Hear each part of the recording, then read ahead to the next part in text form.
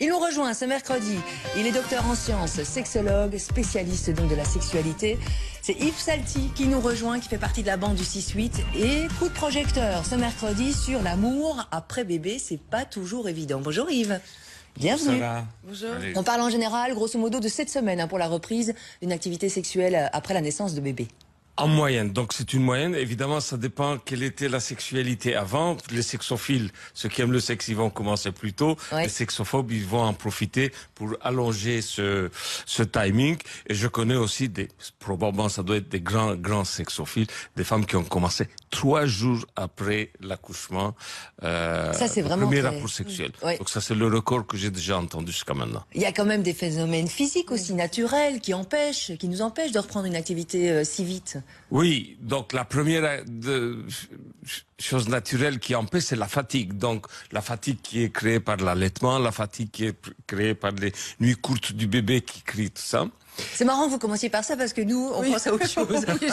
J'allais dire. À quelque chose qui a dû s'agrandir beaucoup et qui ne revient pas comme ça du jour au lendemain. Vous voyez ce que je veux dire? Voilà, c'est physique. Il y a un truc qui se passe. Yves, non, c'est vrai, physiquement, on ne peut pas reprendre tout de suite. Non, donc ça dépend justement comment était l'accouchement, que ce soit par voie basse, que ce soit par voie haute, comme vous dites, il y a un problème, surtout par voie basse. Par voie basse, en plus, il y a eu épisiotomie, donc épisiotomie qui fait que ça peut faire mal pendant un bon bout de temps.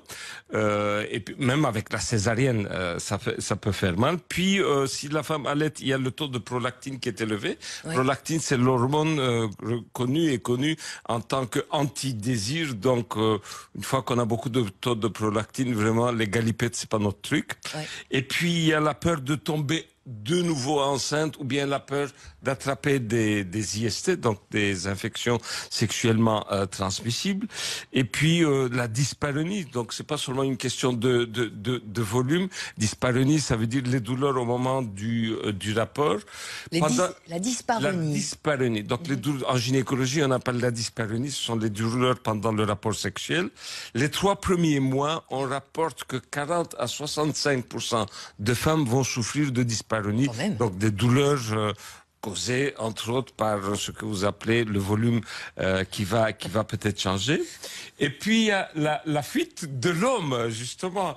Mais ça c'est un peu plus rare, des hommes qui se disent c'est trop large donc je vais nager là-dedans. Donc il faut il y en a qui regardent tout aussi. Est-ce une bonne idée ou pas? Bon, ça c'est un autre débat, mais pendant l'accouchement, oui, vous voulez il y en a qui regardent tout et donc ça peut créer une certaine distance quoi, en disant vous savez, c'est un peu choqué. Non mais c'est normal. Et c'est normal. Ah oui, donc je vois des gens qui ont suivi justement l'accouchement et après ça rien ne marche, donc ils sont complètement bloqués. Ça dépend évidemment pendant l'accouchement où ils se sont trouvés. Donc ici ils se sont trouvés entre les jambes, donc c'est une catastrophe. Donc il faut se mettre non pas du côté des jambes mais du côté de la... Pourquoi pas derrière l'épaule? Et de se regarder. Même encore là-bas, j'ai eu un cas un jour, il dit pendant l'accouchement, donc au moment où le bébé va sortir, donc il y a l'épisiotomie, donc le gynéco qui va... Donc au moment où la tête sort, donc le gynéco qui va faire un coup de ciseau à 4 heures ou à 8 heures. Oui. Le tac que fait ça et que ça résonne dans la salle, il dit chaque fois j'entends ce tac et chaque fois qu'on fait l'amour, ça ne va pas. Je ne sais pas si c'est une excuse ou bien c'est ce qu'il me rapporte. Et puis il y a le fameux baby blues. Et il y a le fameux baby blues, il y a le fameux la dépression du postpartum. Alors le baby blues, c'est la maman qui va s'inquiéter pour le bébé, la maman qui va se poser beaucoup trop de questions. Est-ce que je suis une bonne mère? Est-ce que je suis fait pour ça? Des questions légitimes, hein, oui. Question légitime et qui peut à ce moment-là justement repousser l'enfant. Donc on explique le baby blues par il y a des causes hormonales. Donc l'estradiol et la progestérone diminuent après la naissance.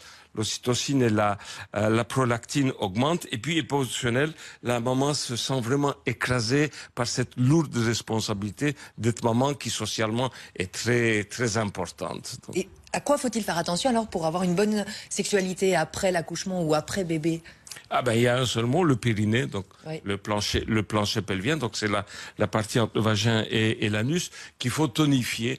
Donc il faut tonifier pour avoir de bonnes relations sexuelles, donc pour pouvoir vraiment avoir du plaisir, que ce soit pour elle, que ce soit pour lui. Donc il faut travailler son périnée. Oui. Donc après accouchement, la majorité des femmes travaillent leur périnée. Donc un périnée qui est travaillé, qui est soutenu, tout ça va aider à avoir beaucoup de satisfaction sexuelle. Donc, on va demander à la femme de maîtriser son périnée avec des exercices et des avec trucs. Des exercices, avec des spécialistes oui. Qui s'occupent de ça. Surtout, il y a beaucoup de sages-femmes qui sont bien, des sages-femmes et des kinés qui sont spécialisés dans le périnée après accouchement. On poursuit la conversation avec aussi les plaintes. De quoi se plaignent les femmes, les hommes aussi. Bref, c'est un chamboulement pour tout le monde à la maison.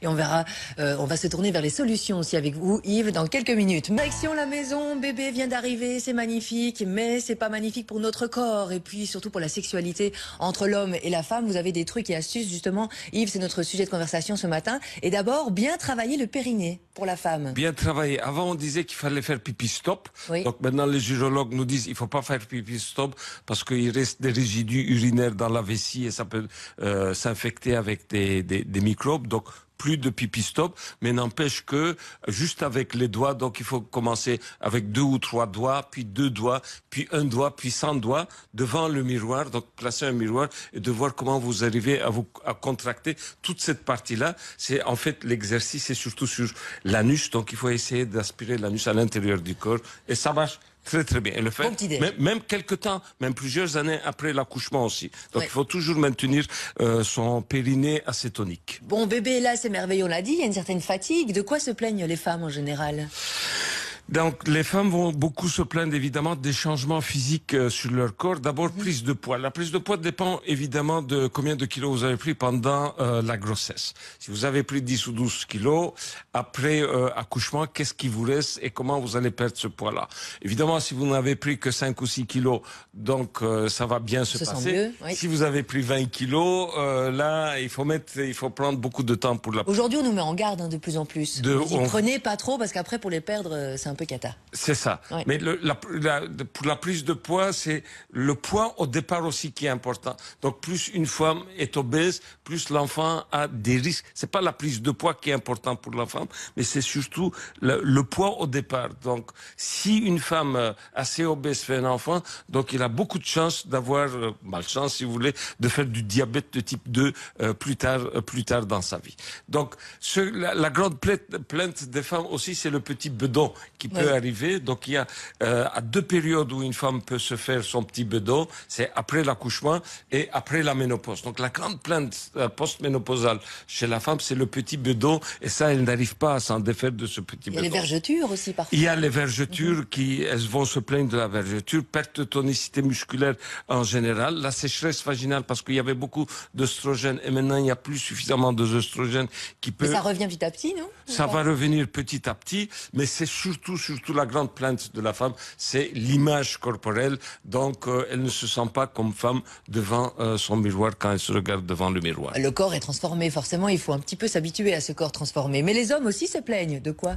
Ah ben, surtout du changement sociétal de la femme. Donc, d'une femme, elle est devenue mère, donc il trouve pas sa place parce que cette femme-là, justement, cette mère-là, va passer beaucoup de temps avec l'enfant. Donc, l'homme, il se sent perdu, il n'arrive pas à trouver sa place entre la femme et l'enfant. Et ça va lui poser beaucoup de soucis. Là aussi, ça revient, Yves. Forcément, on se consacre à 300% à bébé, et puis tout doucement, on parle de l'équilibre dans le couple, non? Oui, mais ça dépend de la sexualité qui était au début. Si c'est une femme sexophobe va tout faire justement pour ne pas reprendre. C'est un prétexte. Celle qui n'aime pas faire l'amour, donc. Et quand on emmène l'enfant pour faire dodo dans le lit, et c'est vrai que Valérie, on a quand même un peu toutes craqué à un moment en se disant j'en ai assez de me réveiller 3-4 fois la nuit, hop, je le prends avec moi. Juste une fois. Oui, bien sûr. Mais ça dépend justement combien de temps vous le prenez. Si vous le prenez, donc, si vous voyez qu'il crie beaucoup, tout ça, ou bien qu'il a mal, ou bien qu'il est malade, si vous le prenez un certain temps et puis vous le remettez dans le lit après, donc, pas de problème.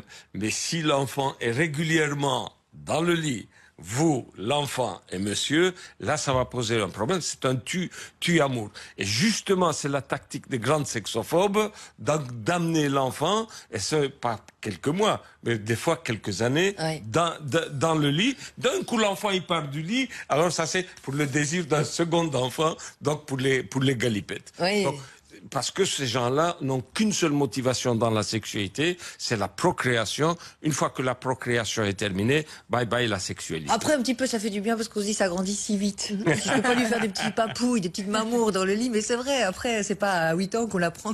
Allez, viens ici, je te fais des petits mamours. Oui, on peut le faire en dehors du lit aussi. Oh, le lit conjugal, c'est un lit conjugal. C'est sacré. Okay. C'est pas le lit familial, donc il faut bien faire attention. On parle du lit conjugal. Il y a le divan, par exemple. C'est très familial. On revient sur le statut. On l'a dit, de femme, on passe à mère. Comment repasser au statut de femme, aux yeux de son homme?